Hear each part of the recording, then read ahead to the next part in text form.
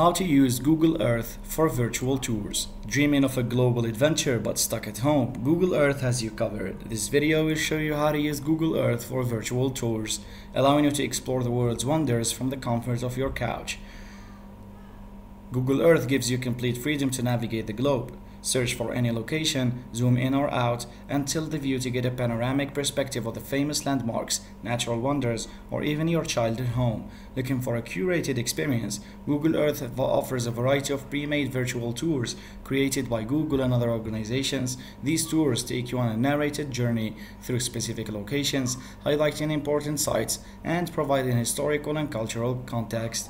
Look for the Voyage icon or the guided tours option in the left-hand panel of the Google Earth interface. Many tours are categorized by theme, such as history, nature, or culture. You can also search for specific tours using only keywords. Click on the desired tour and click Start to begin it. Many locations within the tour offer integration with Google Street, so you can click on the Street View icon, a small person icon, to explore these locations at street level for a more immersive experience.